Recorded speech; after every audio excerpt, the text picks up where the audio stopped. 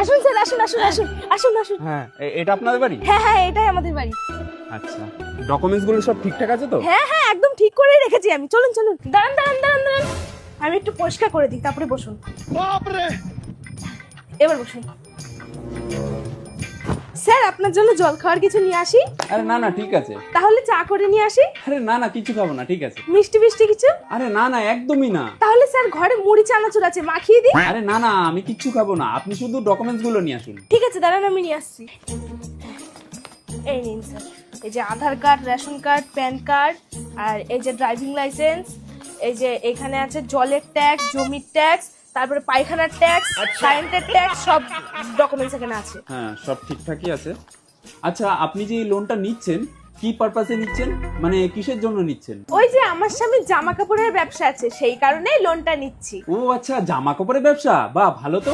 আচ্ছা, এখন কত কি মালটাল আছে? এখন আর বেশি মাল নেই, 2 দিন আগেই সব বিক্রি হয়ে গেছে। আচ্ছা, বুঝেছি।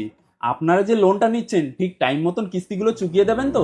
আরে হ্যাঁ হ্যাঁ স্যার, আমরা এক কথার মানুষ, দরকার হয় 2-3 দিন আগে গিয়ে টাকাটা দিয়ে আসবো। ঠিক আছে, কিন্তু আপনাকে একটা কথা বলে রাখি, আপনি যদি লোনগুলো ঠিক টাইম মতো না দেন, তাহলে কিন্তু আপনাকে মাসে মাসে 500 থেকে 600 টাকা ফাইন দিতে হতে পারে। আপনি টেনশন করবেন না, ঠিক সময় মতন টাকা পেয়ে যাবেন। তাহলে তো ভালো কথা। আপনি যদি ব্যাংকের সাথে লেনদেন ভালো রাখেন, এখন আপনি 50,000 টাকা লোন পাচ্ছেন, পরবর্তীতে গিয়ে কিন্তু আপনি 1 লাখ টাকার উপরেও লোন পেতে পারেন। সত্যি? ঠিক আছে, এখানে একটা সাইন করে দিন। হ্যাঁ।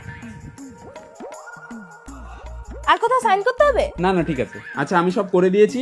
আজ বিকেলের মধ্যে আপনাদের ব্যাংকে টাকা ঢুকে যাবে, ঠিক আছে? ঠিক আছে স্যার, ঠিক আছে। আর হ্যাঁ, টাইম মতন কিন্তু কিস্তিগুলো দিয়ে দেবেন। আরে হ্যাঁ হ্যাঁ স্যার, আমরা এক কথার মানুষ, আপনি শুধু মনে রেখে দেবেন। ঠিক আছে।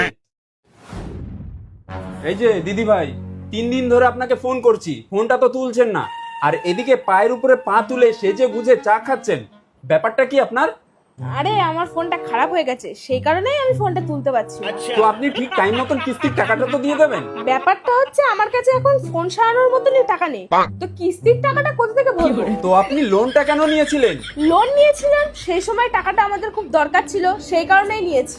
এখন তো দরকার শেষ হয়ে গেছে না, তাহলে আমার কিস্তির টাকাটা দিন। দেখুন, আমরা হলাম এক কথার মানুষ, তাই কিস্তির টাকাটা আমরা ঠিক সময় মতো দিয়ে দেবো। লোন নেওয়ার আগে পর্যন্ত তো আপনার হাবভাব একদমই আলাদা ছিল, আর এখন তো পুরোই আলাদা। পায়ের উপরে পা তুলে সেজে গুজে চা খাচ্ছেন, আমাকে একবার বসতেও বলছেন না। কি ব্যাপারটা কি আপনার? আরে স্যার, আপনি কি এটা জানেন না যে মানুষের টাকা আসলে অহংকার বেড়ে যায়? তাই আমারও অহংকার বেড়ে গেছে। বাহ, লোনের টাকা অহংকার দেখাচ্ছেন? আরে স্যার, টাকার উপরে কি লেখা আছে নাকি যে আমার টাকা আপনার টাকা?